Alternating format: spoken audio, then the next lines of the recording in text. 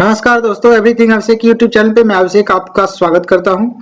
पिछले वीडियो में हम जान रहे थे, जीव विज्ञान का जो एपिसोड चल रहा था उसमें हम जान रहे थे कि पादप कोशिका एवं जंतु कोशिका में अंतर के बारे में। यहाँ तक हमने पढ़ लिया था। इसके आगे वाले जो फैक्ट है उनके बारे में इस वीडियो में जानेंगे तफसील से, अच्छे तरीके से। फिलहाल मैं बताना चाहूंगा, अगर आप हमारे इस चैनल पे अभी तक नए हैं तो प्लीज आप सब्सक्राइब करके इसी तरीके के सीरीज देखने के लिए बेल आइकन प्रेस करना नहीं भूलिएगा, और साथ ही साथ शेयर कर लीजिएगा दोस्तों के साथ, और लाइक करिएगा इसी तरीके के सीरीज को देखने के लिए और साथ ही साथ मेरा मोटिवेशन बढ़ाने के लिए। आगे बढ़ेंगे। देख सकते हैं, आपके स्क्रीन पे दिख रहा होगा। इस वीडियो के अंतर्गत हम और नए फैक्ट के बारे में जानेंगे जो कि संबंधित होगा जीव विज्ञान से ही।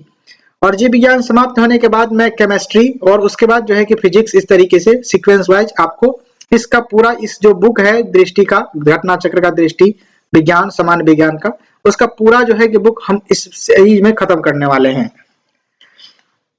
निश्चित रूप से यहाँ पर देखेंगे कि लवक के बारे में बताया गया है कि लवक को इंग्लिश में प्लास्टिडिड कहा जाता है। ध्यान रखेंगे इसको, लवक हिंदी में। तो खोजकर्ता देख सकते हैं, इसके लवक के खोजकर्ता हैकले महोदय थे। उपस्थिति होता है, यानी कि यह जो लवक पाए जाते हैं केवल पादप कोशिका में पाए जाते हैं। उसके बारे में जाने तो लवक के प्रकार 3 होते हैं। एक हरित लवक होता है, वर्णी लवक और अवर्णी लवक, जिसे ल्यूकोप्लास्ट बोलते हैं अवर्णी लवक को, क्रोमोप्लास्ट बोलते हैं वर्णी लवक को, और क्लोरोप्लास्ट बोलते हैं हरित लवक को। इस बात को ध्यान रखेंगे। और उसके बाद देखेंगे यहाँ से कि विभिन्न पौधों के फल भित्ति में उपस्थित वर्णी लवक किस प्रकार से होता है। तो पहले देख सकते हैं यहाँ पर कि टमाटर में आप देखें तो लाइकोपीन पाया जाता है, जिसके कारण वो लाल होता है। कि एक बात समझ लें आप कि विभिन्न पौधों के फल भित्ति में उपस्थित वर्णी लवक, यानी कि फल में जो होते हैं वर्णी लवक किस प्रकार से पाए जाते हैं। तो टमाटर में आपका लाइकोपीन पाया जाता है, गाजर में कैरोटीन पाया जाता है, सेब में जो लवक पाए जाते हैं उसको एंथ्रोसाइनिन कहा जाता है, चुकंदर में जो पाए जाते हैं लवक उसको बीटानीन कहा जाता है। तो उसके बाद जो प्रमुख पौधे के खाने योग्य जो भाग है उसके बारे में यहाँ पर बताया गया है कि प्रमुख पौधे के खाने योग्य जो भाग है उसको क्या कहा जाता है। तो रूपांतरित तना के रूप में हम जानते हैं इसे। आलू का जो होता है भाग, कौन सा भाग खाया जाता है, तो स्तंभ कंद खाया जाता है। हल्दी और अदरक का दोनों का प्रकंद खाया जाता है। और अरबी बांडा और जिमीकद, ध्यान रखेंगे, अरबी बांडा जिमीकद, इसका जो है कि धन कंद को खाया जाता है। प्याज और लहसुन में देखें तो सल्क कंद को खाया जाता है। कई बार एग्जामिनेशन में पूछा जाता है। देख सकते हैं आपके स्क्रीन पे हरित लवक के बारे में बताया गया है कि हरित लवक यानी कि क्लोरोप्लास्ट के बारे में जाने तो यह अवस्थित होता है पत्तियों में, हरा रंग होता है इसे, और इसका जो कार्य होता है प्रकाश संश्लेषण में सहायता करता है। विशेष रूप से इसमें देखें तो क्लोरोफिल उपस्थित होता है आपका हरित लवक में, क्लोरोप्लास्ट में। वर्णी लवक के बारे में जाने तो वर्णी लवक यहाँ से क्रोमोप्लास्ट होता है, जिसे इंग्लिश में कहते हैं। यह उपस्थित होता है पौधे के रंगीन भागों में, रंगीन जो भाग होते हैं उसमें जो है कि आपका क्रोमोप्लास्ट जो है उपस्थित होता है, जैसे कि फल की भित्ति में, बीज में, पुष्प में। इस प्रकार से आपका क्लोरोप्लास्ट जो है कि क्रोमोप्लास्ट जो है कि उसमें उपस्थित होते हैं। रंग के बारे में जाने तो इसका जो है कि विभिन्न रंग होते हैं, कई प्रकार के इनके रंग होते हैं। और कार्य के बारे में जाने तो बीज, फूलों के रंग, विभिन्न रंग प्रदान करना होता है। पौधे को सूर्य से पराबैंगनी किरणों से रक्षा करना होता है इसका काम। किसका काम, तो वर्णी लवक का, यानी कि क्रोमोप्लास्ट का। अवर्णी लवक के बारे में जाने तो अवर्णी लवक देख सकते हैं ल्यूकोप्लास्ट बोलते हैं।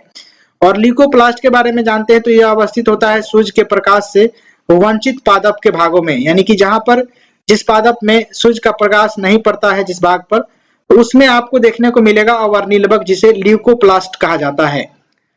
जैसे कि आप देखें कि जड़ में या फिर भूमिगत तना में, यानी कि भूमि के अंदर जो तना होता है उसमें जो इसका रंग होता है रंगहीन होता है, कोई रंग ही नहीं होता। उसके बाद आप जानेंगे और आगे बढ़ेंगे तो ये सारे फैक्ट आप जान लिए थे। उसके बाद यहाँ पर देख सकते हैं रूपांतरित जड़ के बारे में है कि रूपांतरित जड़ क्या होता है। तो मूली होता है, गाजर होता है, सलजम होता है और शकरकंद होता है। यानी कि एक प्रकार का जो जड़ होता है वह मूली जो हम लोग खाते हैं वह एक प्रकार का जड़ होता है, गाजर भी और सलजम, शकरकंद भी जड़ होते हैं। पुष्प का जो है कि भाग क्या है, पुष्प का जो है कि भाग देखें तो लौंग पुष्प कलिका होता है, लौंग जो होता है कि पुष्प कलिका से बनता है। उसके बाद देखें तो केसर, केसर के बारे में जाने तो केसर जो है कि पुष्प का वर्तिका होता है, ध्यान रखेंगे इस बात को। और आगे बढ़ेंगे तो परीक्षा की दृष्टि से कुछ महत्वपूर्ण पॉइंट या फिर महत्वपूर्ण फैक्ट दिए गए हैं, इसको ध्यान रखने की जरूरत है। तो नाभिक यानी कि केंद्रक, न्यूक्लियस बोलते हैं इसे इंग्लिश में, के अतिरिक्त डीएनए की उपस्थिति वाले कोशिकांग हैं, यानी कि नाभिक केंद्रक न्यूक्लियस के अतिरिक्त डीएनए की उपस्थिति वाले कोशिकांग कौन से हैं? तो यह है माइटोकॉन्ड्रिया तथा हरित लवक, दो हैं। माइटोकॉन्ड्रिया तथा हरित लवक जो होते हैं कि केंद्रक के अतिरिक्त डीएनए की उपस्थिति वाले कोशिकांग हैं। जीवों के प्रत्यक्ष रूप से देखने वाले लक्षण कौन है? कि जीवों के प्रत्यक्ष रूप से दिखने वाले लक्षण है फिनोटाइप, ध्यान रखेंगे फिनोटाइप, इसे बोलते हैं फिनोटाइप। उसके बाद देखें तो अगला फैक्ट है आपके सामने कि जीवों में अत्यधिक विविधता का क्या कारण होता है? तो जीवों में अत्यधिक विविधता का कारण होता है उत्परिवर्तन यानी म्यूटेशन जिसे बोलते हैं। अगला जो तथ्य है इसमें प्रक्रमित कोशिका मृत्यु, जो कहीं प्रोग्राम्ड सेल डेथ को कहा जाता है, प्रक्रमित कोशिका मृत्यु का कोशिकीय और आणविक नियंत्रण कौन करता है? तो एपोस्टोपिस करता है, ध्यान रखेंगे। एपोस्टोपिस का जो है कि प्रक्रमित कोशिका मृत्यु का जो है कि कोशिकीय एवं आणविक नियंत्रण करता है, सेलुलर एंड मोलिकुलर कंट्रोल करता है, तो वह एपोस्टोपिस को कहा जाता है। आगे बढ़ेंगे, आपके स्क्रीन पे दिखेगा अनुवांशिकता। अनुवांशिकता के बारे में जानेंगे जिसमें कि बहुत ही इंपॉर्टेंट क्वेश्चन पूछे जाते हैं कई बार। अनुवांशिकता के बारे में जानते हैं जिसे इंग्लिश में हेरेडिटी कहते हैं, और इसके जो जनक थे ग्रेगर जॉन मेंडल के द्वारा किया गया था अनुवांशिकता का जो है कि खोज, ग्रेगर जॉन मेंडल के द्वारा। परिभाषा के रूप में इसका जानते हैं कि माता पिता के अनुवांशिक लक्षणों का पीढ़ी दर पीढ़ी स्थानांतरित होने की जो प्रक्रिया है उसे अनुवांशिकता कहा जाता है। मेंडल का जो प्रयोग था उद्यान मटर पर यानी कि गार्डन पी पर था, यानी कि उन्होंने मटर पर जो है कि यह प्रयोग किया अनुवांशिकता का, और जिससे वह अनुवांशिकता की खोज किए। मेंडल के सिद्धांत के आधार पर लैंगिक जनन पर आधारित होता है, यानी कि जो है कि मेंडल के जो सिद्धांत है उसका आधार होता है लैंगिक जनन पर आधारित होता है। यहाँ पर देखें कि मेंडल के अनुवांशिकता के नियम क्या हैं, कौन कौन से नियम हैं? तो उन्होंने 3 नियम दिए थे। पहला नियम दिए थे प्रभाविता का नियम, यानी कि लॉ ऑफ डोमिनेंस, यानी कि लॉ ऑफ डोमिनेंस यानी कि प्रभाविता का नियम। उसके बाद दूसरा जो नियम दिए थे पृथक्करण का नियम, लॉ ऑफ सेग्रेशन नियम। उसके बाद है कि लॉ ऑफ इंडिपेंडेंट असॉर्टमेंट नियम, यानी कि स्वतंत्रता अपव्यूहन का नियम, लॉ ऑफ इंडिपेंडेंट असॉर्टमेंट का नियम। ये जो है कि 3 नियम दिए थे मेंडल साहब ने अनुवांशिकता को लेकर के, ध्यान रखेंगे इस बात को। और आगे बढ़ेंगे तो कुछ और फैक्ट है आपके सामने। तो जीन के बारे में बताया गया है यहाँ पर कि अनुवांशिकता की मूलभूत इकाई डीएनए की कार्यात्मक इकाई होती है, यानी कि अनुवांशिकता की मूलभूत इकाई एक प्रकार से आप जाने तो डीएनए होता है, यानी डीएनए की कार्यात्मक इकाई जीन होता है। और जीनों का जो है कि अनुक्रमण इस प्रकार से होता है, यानी कि उत्परिवर्तन से होता है। उत्परिवर्तन, उसके बाद अनुक्रमण आधार में जो है कि परिवर्तन होता है, उसके बाद जीनोम बनता है, उसके बाद जीन के अनुक्रमण का निर्माण होता है। यहाँ पर देखें तो अनुवांशिकी लक्षण धारण करने वाली क्रोमोसोम पर उपस्थित डीएनए से बनी होती है अति सूक्ष्म संरचनाएं। जीनोम के सभी गुणसूत्र का संरचनात्मक एवं प्रक्रियात्मक संगठन जीनोम चित्रण के रूप में जाना जाता है। नामकरण के बारे में जाने तो नामकरणकर्ता विल्हेम जोहानसेंस को कहा गया है, यानी जोहानसेंस विलेम जोहानसेंस के द्वारा यह जो है कि नामकरण किया गया किसका? तो ये जीन का, और ये 1919 ईस्वी में इसका नामकरण किए थे। इससे पहले आप यहाँ पर जानेंगे कि अनुवांशिक लक्षण के प्रसारित करने का माध्यम क्या क्या होता है, यानी कि क्रोमोसोम के बारे में जानेंगे। यानी जो गुणसूत्र बोलते हैं उसे क्रोमोसोम को हिंदी में बोलते हैं गुणसूत्र और इंग्लिश में क्रोमोसोम कहा जाता है। अनुवांशिक लक्षणों को प्रसारित करने का माध्यम होता है गुणसूत्र। और इसमें जो होता है क्या क्या होता है, तो देखें तो इसके खोजकर्ता के बारे में जाने तो कार्ल विल्हेम वॉन नेगली द्वारा 1842 इसमें जो है कि क्रोमोसोम की खोज की गई। उसके बाद देखें तो प्रजातियों में क्रोमोसोम की संख्या निश्चित व स्थिर होती है। और न्यूक्लियो प्रोटीन इसमें पाया जाता है, आपका क्रोमोसोम में पाया जाता है। न्यूक्लियो प्रोटीन कहाँ पाए जाते हैं, तो क्रोमोसोम में पाए जाते हैं, गुणसूत्र में पाए जाते हैं। इनके जो नामकरण किए थे वो थे डब्ल्यू वॉल्डेयर, यानी कि 1818 ईस्वी में डब्ल्यू वॉल्डेयर के द्वारा इसका नामकरण किया गया था। जीन धारण के बारे में जाने, जीन धारक को किसे कहते हैं, तो क्रोमोसोम को ही जीन धारक के रूप में जाने जाता है। आगे बढ़ेंगे तो है आपका जिंपिंग जीन पल्लवन जीन, यानी कि जिसे जिपिंग जीन या फिर पलवान जीन भी कहते हैं। पलवान जीन हिंदी में और जिपिंग जीन इंग्लिश में कहते हैं। इसकी जो है कि सर्वप्रथम मक्का में इसका प्रयोग किया गया था, मक्का में इसको खोजा गया था। और इसके खोजकर्ता के बारे में जाने तो बारबरा मैकलिटॉक, जो कि यूएसए से संबंधित थे, यानी अमेरिका के थे। और इन्हें नोबेल पुरस्कार से सम्मानित किया गया था 1883 ईस्वी में, 1983 ईस्वी में। उसके बाद देखें तो कोशिकाओं में डीएनए के खंड, यानी कि डीएनए के जो खंड होते हैं उसमें ट्रांसपोजोन होता है। ट्रांसपोजोन के द्वारा कोशिकाओं में डीएनए का खंडन होता है, खंड होता है। ऐसे आनुवांशिकी तत्व जो एक गुणसूत्र में जो है कि एक स्थान से दूसरे स्थान तक जाने में समर्थ होता है, वह जो है कि पलवान जीन के द्वारा ही होता है, जिपिंग जीन के द्वारा ही होता है। आगे बढ़ेंगे तो इसमें जीन के बारे में और बताया गया है कि जीन क्या होता है, जीन के परिभाषा के बारे में जानेंगे यहाँ से कि जीन के परिभाषा क्या होता है। जीन के जो परिभाषा होता है, आनुवांशिकता की इकाई, इसके द्वारा जिसके द्वारा जो है कि पैतृक लक्षणों का निर्धारण होता है, उसे जीन कहा जाता है। इसका नामकरण जो देखें तो नामकरण इसका विल्हेम जोहानसन के द्वारा किया गया। और उपमा के देखें तो डीएनए की कार्यात्मक इकाई, आनुवांशिकता की कार्यात्मक इकाई जीन को ही कहा जाता है। ध्यान रखेंगे, डीएनए का कार्यात्मक इकाई जीन को कहा जाता है और आनुवांशिकता की इकाई जो है कि जीन को ही कहा जाता है। आगे जानेंगे गुणसूत्र के बारे में, क्रोमोसोम के बारे में। देख सकते हैं यहाँ पर क्रोमोसोम के बारे में बताया गया है, यानी गुणसूत्र के बारे में। इसकी परिभाषा को देखें तो कोशिका के केंद्रक में उपस्थित धागों के समान संरचना जो होती है वह गुणसूत्र कहलाता है।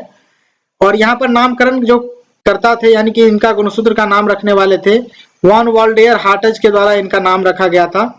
इसका जो कार्य है, यानी गुणसूत्र का जो कार्य होता है, माता पिता के आनुवांशिक लक्षणों को संतान तक पहुंचाना होता है। और इसे वंशागति का वाहक के रूप में भी हम कहते हैं। यहाँ देखें तो और गुणसूत्र के प्रकार के बारे में बताया गया कि गुणसूत्र दो प्रकार के होते हैं। पहला है ऑटोसोम और दूसरा है सेक्स क्रोमोसोम। यानी कि ऑटोसोम के बारे में जाने तो परिभाषा से समझ लेते हैं कि स्त्री व पुरुष में समान रूप से पाए जाने वाले गुणसूत्र होते हैं ऑटोसोम।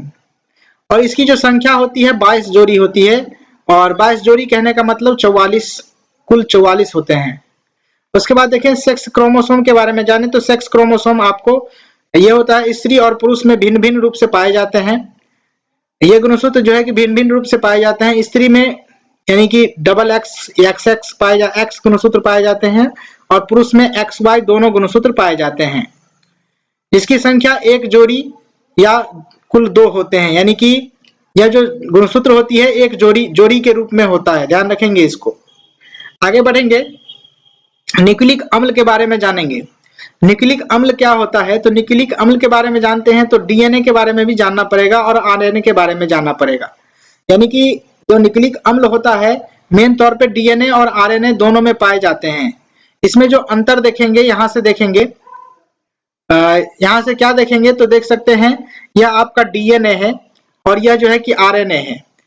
तो डीएनए के बारे में जानते हैं तो इसके खोजकर्ता थे स्विस रसायन शास्त्री थे जिनका नाम था फ्रेडरिक मिसर महोदय, जो कि 1869 ईस्वी में 1869 ईस्वी में इसकी खोज की थी डीएनए का, फ्रेडरिक मिसर महोदय के द्वारा।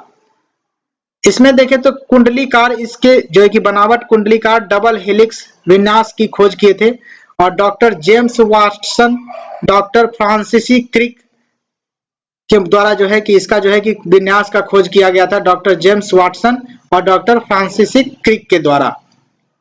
प्रस्तावक के रूप में जाने तो प्रस्तावक MHF विकिंसन तथा फ्रैंकलिन महोदय थे, जो कि 1953 ईस्वी में इसका जो है कि प्रस्ताव रखे थे। न्यूक्लिक अम्ल के बारे में जाने तो न्यूक्लिक अम्ल देखें तो इसमें ही पाया जाता है, आपका डीएनए में न्यूक्लिक अम्ल पाए जाते हैं। प्रयोगशाला के रूप में जाने तो प्रयोगशाला में सर्वप्रथम संश्लेषण हरगोविंद खुराना द्वारा किया गया। प्रयोगशाला में जो है कि डीएनए का संश्लेषण सर्वप्रथम अरविंद खुराना के द्वारा किया गया। इसका जो कार्य होता है डीएनए का, वो आनुवांशिक गुणों के लिए उत्तरदायी होता है, आनुवांशिक गुणों को आदान प्रदान करने में उत्तरदायी रखता है। यहाँ देखें तो डॉक्सीराइबोज इसे कहता है, डॉक्सीराइबोज शर्करा कहते हैं इसे, डीएनए को डीऑक्सीराइबोज, ध्यान रखेंगे, इसे डीऑक्सीराइबोज शर्करा भी कहते हैं और फॉस्फेट भी कहते हैं, देख सकते हैं फॉस्फेट भी कहते हैं।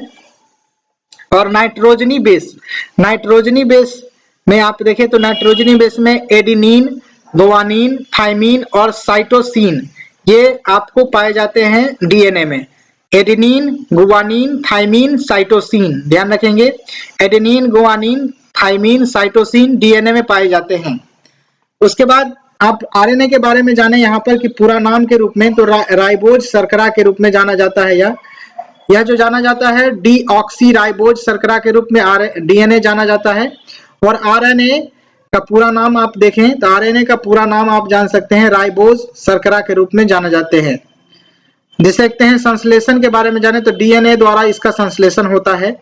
और कार्य के बारे में जाने तो कार्य इसका प्रोटीन का संश्लेषण करना होता है, आरएनए के द्वारा प्रोटीन का संश्लेषण होता है। और बेस देखें तो बेस एडेनिन, गुआनिन, यूरेसिल और साइटोसिन होता है, यानी कि यूरेसिल जो होता है एक अलग प्रकार का होता है जो कि इसमें पाए जाते हैं। और थाइमिन के जगह पर आप रख सकते हैं इसे यूरेसिल को आरएनए में।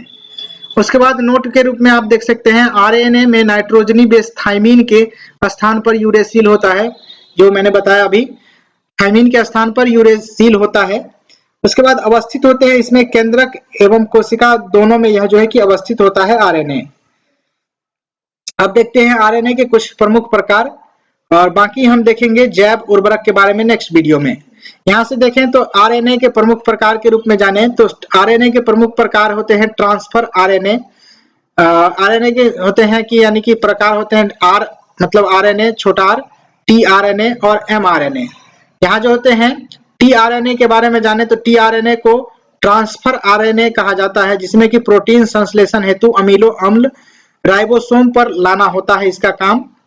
और जो देख सकते हैं जो एमआरएनए होता है वो मैसेंजर के रूप में काम करता है, जो कि केंद्रक के बाहर प्रोटीन संश्लेषण हेतु उपयुक्त अमीनो अम्ल को चुनने के लिए संदेश को लाता है एमआरएनए के द्वारा। एमआरएनए मैसेंजर के रूप में कार्य करता है।